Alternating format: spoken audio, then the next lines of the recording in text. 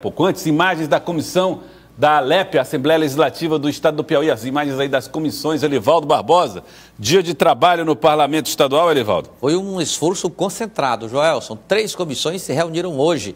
A de Constituição e Justiça, para aprovar legalidade de matérias que tramitam na Casa, a de Finanças, Tributação e também a Comissão de Administração. O resultado é que foi uma limpeza de pauta. Matérias como a criação da Secretaria de Inteligência Artificial do Estado, a autorização da viagem do governador Rafael Fonteles à Holanda e aos Estados Unidos e também o reajuste dos servidores do Estado, 5,37%. Todas essas matérias foram encaminhadas ao plenário, que também já foram aprovadas na sessão de hoje. E nesse esforço concentrado, chamou a atenção o que defendeu o deputado Gustavo Neiva. Ouvimos o deputado Gustavo Neiva na semana passada, você lembra? Sim. Ele até não foi para a reunião, mas hoje ele participou, foi na reunião conjunta, nesse esforço concentrado. A administração se reúne normalmente na quarta-feira, mas amanhã é feriado, antecipou o encontro, a votação, e a matéria acabou sendo encaminhada. E com o aval do presidente, que é do Progressistas. Vamos acompanhar o que disse Gustavo Neiva. Acabamos de aprovar aqui na Comissão de Administração o reajuste de 5,37, que foi dado a todos os servidores, extensivo também aos profissionais do magistério. E agora o projeto segue para plenário, para a deliberação da Casa. Um certo protesto ali na galeria, mas foi o que os deputados compreenderam como sendo, avaliaram a mensagem que veio do Executivo. Sem dúvida, né? O Executivo é quem sabe qual é a carga, né, que vai sofrer sobre esses reajustes, né? E foi encaminhado para a Casa, como eu disse, né, não houve nenhuma assim, reação por parte também do SINT, né, dos sindicatos, e sem dúvida nenhuma essa Casa tem como propósito sempre deliberar favorável a toda mensagem que chega aqui de reajuste aos servidores, até porque nós entendemos que os servidores públicos têm que ser valorizados pelo serviço que prestam à população do Estado do Piauí. Então, toda mensagem que chega a esta Casa de reajuste dos servidores sempre tem aprovação pela sua unanimidade. O líder do governo na Assembleia Legislativa, Fábio Novo, avaliou a proposta que foi apresentada no governo. Ele é um reajuste que é acima da inflação, portanto tem ganho real e, repito, maior do que o Rio Grande do Sul, que é um estado que tem muito mais poder econômico do que o Piauí, que está dando 3%. Aqui nós estamos dando praticamente o dobro do Rio Grande do Sul. Então mostra que realmente nós estamos no caminho certo de manter o pagamento e de uma tradição do pagamento da folha dentro do mês, reajustando os salários como pode aqui. Os deputados acabaram de votar isso no plenário, nas comissões, vamos levar agora para o plenário.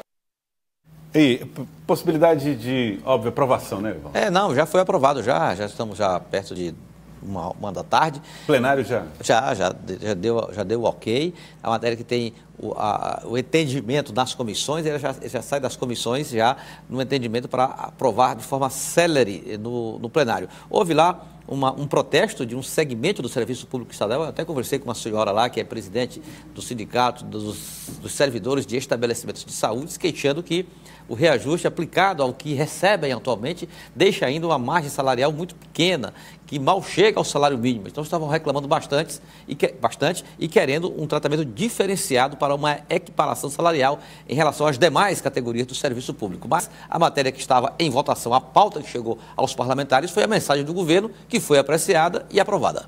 Tá aí. É uma pauta, ok, tem essas discussões, esses fatos, mas dificilmente seria reprovada na ALEP, Paula.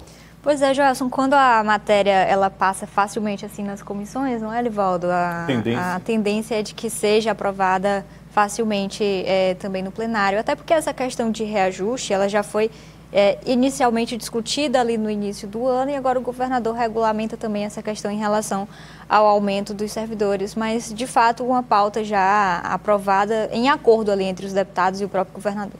Outra pauta é o Refis, né? A medida que foi apresentada na Assembleia Legislativa do refinanciamento de dívidas. Gil Carlos, que é o relator do Refis, falou da medida que vai beneficiar o Estado e também os contribuintes.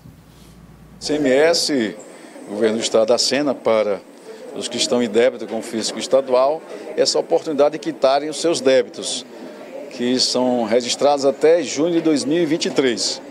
A isenção de multas, juros e moras podem chegar até 95% do devido, quando o pagamento será feito à vista, pode ser feito à vista. uma oportunidade para os contribuintes se regularizarem, portanto, terem suas certidões negativas para continuarem os seus negócios, os seus créditos, e o governo do Estado aumenta a sua arrecadação e pode aplicar de maneira transparente, dando efetividade aos programas e às ações, às obras que estão sendo instituídas pelo nosso governador Rafael Fonteles, nosso governo, que tem sido muito bem aceita pela população. Importante aproveitar, né, o Refis. O Refis não é aprovado assim a todo momento, né, Elivaldo Barbosa? Verdade. Tem que ser disciplinado.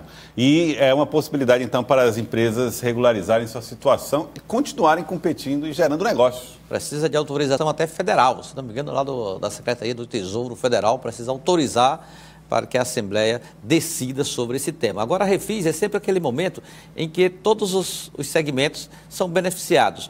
O contribuinte, porque ele volta a se habilitar para licitações, para estabelecer o funcionamento legal da sua empresa, até mesmo para operações privadas. Você fica em dia com o fisco.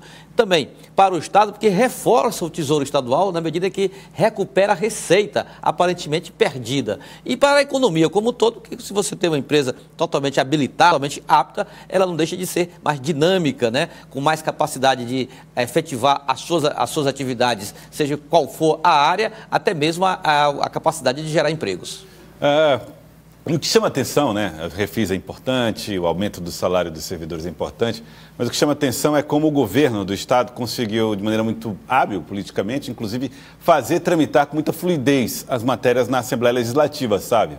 Está aí uma das questões que não tem dado dores de cabeça ao governo, a relação com o parlamento. Olha, a gente não pode dizer que tudo que o governador Rafael Fonteles mandar para a Assembleia, ou projetos de interesse do governo do Estado, automaticamente está aprovado. Mas que ele tem os números necessários para essa aprovação, sim. Agora, a opinião pública também ninguém segura. Muitas vezes tem-se os votos para aprovação, mas há uma reação da opinião pública. A gente já viu isso em outros cenários, inclusive cenários nacionais, em que a Presidência da República, o Palácio do Planalto teria votos, mas houve uma reação e recuo de alguns projetos. Então, é sempre uma relação muito delicada entre ter a maioria dos votos e também convencer a sociedade, os setores que têm interesse naqueles projetos na sua aprovação. Por isso que é importante a Assembleia, essa casa da discussão e de ouvir a pluralidade de vozes que compõem a nossa sociedade. Muito bem. Agora vamos para o nosso exercício proposto. Em 2026 vai acontecer a eleição para presidente da República. E o que se vê é nomes já tentando viabilizar-se nessa disputa. Notadamente, aqueles que representam dois lados que mais polarizaram as eleições nesses últimos tempos. O esquerda e direita, ou Partido dos Trabalhadores, e agora mais recentemente o PL, partido do ex-presidente Jair Bolsonaro. PL, PT. Progressistas, Partido dos Trabalhadores e todo o grupo político encabeçado pelo PT. Pergunto para vocês, na avaliação de vocês, quem seriam os nomes que estariam melhor colocados para a disputa nos dois lados? Começando pelo que representa a esquerda no Brasil. Paula, Lula tem direito, lembrar que Lula tem direito à reeleição em 2026, né? Joelson, o que se fala é que, de fato, se prepara um nome ali no entorno do grupo do presidente Lula devido ao fato da idade do presidente nas próximas eleições. Um nome que eu sempre escuto e que a gente vê uma projeção em relação aos outros ministros é do ministro da Economia, Fernando Haddad. Então, minha aposta seria ele. Fernando Haddad ou Lula, que pode reeleger-se, Elivaldo? Olha, realmente o quadro PT, eu diria até nacional, ligado ao Lula, Fernando Haddad, ele tem uma importância muito grande, exerce uma função importante no primeiro escalão da esplanada dos ministérios, um cargo importante na esplanada dos ministérios, já foi candidato em 2018 com excelente desempenho, pelo que ele representava na época. Foi prefeito de São Paulo, não foi nem para o segundo turno, eu lembro, na reeleição dele. E 2 anos depois, concorreu à presidência da República numa condição de muita inferioridade do PT, com Lula preso. Ainda foi para o segundo turno, o, na época, fenômeno eleitoral Jair Bolsonaro. Então, é o nome, concordo com a Paula plenamente. Agora, para o Lula não ser candidato, é muito difícil essa possibilidade. Só se ele morrer, como isso, espero que não ocorra pelo valor à vida que defendo, mas o Lula vai para a eleição nem que seja de maca. O PT não trabalha outra possibilidade, que não seja a candidatura de Lula à reeleição. Ele só se prende a essa possibilidade. Lula, candidato à reeleição. O outro lado fica para depois? Você vai abordar depois? Depois o outro lado. Agora vamos perguntar... Como pensa, presidente? Eu acho que Lula vai disputar a reeleição também, apesar da idade. Sávia? Olha, eu gosto de ser do contra, mas só quando tem motivos. Nesse caso, não tem nenhum motivo para eu discordar do Elivaldo e da Paula. Sim, presidente Lula buscando a reeleição, vai terminar o mandato 2026 com 81 anos. Se estiver disposto, com boa saúde, ele tem esse cuidado para isso, é o nome unânime no PT. Tanto que o PT, no ano passado, lançou um documento defendendo a reeleição do Lula, justamente para conter o ânimo de vários pré-candidatos no PT que se movimentam. Agora, o principal nome para a sucessão, que já foi escolhido no passado, portanto, preencheu os requisitos quando foi necessário, em 2018, é Fernando Haddad, ministro da Fazenda, que está numa posição que já foi a posição, por exemplo, do ex-presidente Fernando Henrique Cardoso. Então, é um lugar de muita visibilidade, muito poder e também de muitas críticas. Faz parte do jogo. E o outro, no caso, o grupo político da direita, que tem... Eu vou colocar 4 nomes aí possíveis para vocês, se vocês quiserem incluir outro, vocês podem fazer também. Um deles, Michele, considerando que Bolsonaro não pode ser candidato, tá? Porque está impedido. Então, Michele Bolsonaro, a ex-primeira-dama, um dos filhos do presidente Jair Bolsonaro, a decidir aí, Ronaldo Caiado, governador do estado de Goiás, Tarcísio de Freitas, governador do estado de São Paulo. Levando em consideração essas possibilidades, você incluiria alguma outra possibilidade? Quem que você acha, Paula, que pode ser esse nome? Joelson, está na frente na sua avaliação aí. Eu vejo o governador de São Paulo, Tarcísio de Freitas, em muitas agendas com o ex-presidente Jair Bolsonaro. Inclusive, na semana passada, houve até uma pequena polêmica. Ele deixou de estar ali em um evento relacionado ao agronegócio de São Paulo para estar em um evento acompanhado de Bolsonaro. Então, eu acredito que é um nome que está em evidência e sendo trabalhado para essa possível sucessão, mas eu também não descartaria o nome da ex-primeira-dama Michele Bolsonaro. Elivaldo? O grande líder da oposição e da direita é o ex-presidente Jair Bolsonaro. Ele será o grande eleitor da direita nessa eleição municipal, será também na eleição de presidência da República em 2026. Não tenho a menor dúvida disso. E ele sinaliza exatamente para Tarcísio de Freitas. A Paula citou esse caso aí, foi na AgriShow, em Ribeirão Preto. É o maior evento do agronegócio brasileiro, um segmento que tem na direita, em Jair Bolsonaro, uma base muito forte. Então, Tarcísio de Freitas não foi para a solenidade oficial, que foi no domingo, e foi para um ato político ontem, com Bolsonaro e Ronaldo Caiado lá. Então, Bolsonaro tem também... Ronaldo Caiado, como nome, já é campanha, ele está no segundo mandato de governador lá de Goiás, também demonstrou soube lá na Exposebu, que ele inclusive se apresentou como pré-candidato do União Brasil à presidência da República.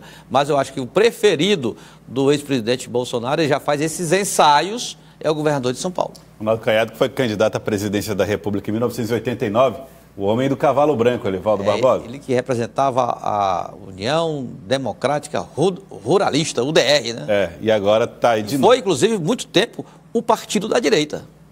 Partido da extrema-direita. Fundado no seio do agronegócio brasileiro, Ronaldo Caiado encarna bem este segmento. E você disse muito bem, depois foi governador, foi senador da República, deputado federal, construiu uma longa história fundada nesse campo político da direita.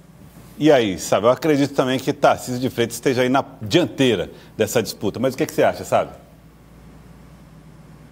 Olha, aquela expressão boi de piranha, ela cabe muito bem para esse contexto, que boi de piranha é aquele nome que se submete a um sacrifício para livrar um outro nome de dificuldade. Então, Michele Bolsonaro, Ronaldo Caiado, Romeu Zema, todos eles estão ali chamando a atenção para preservar Tarcísio de Freitas. Agora, Tarcísio é governador de São Paulo do primeiro mandato. Ele pode buscar a reeleição, é natural que busque a reeleição como governador. Então, se o presidente Lula estiver forte até 2026, na aprovação, na intenção de voto, com certeza Tarcísio vai seguir o governo de São Paulo. Se não, se tiver uma chance concreta de vitória, ele deve ser o candidato.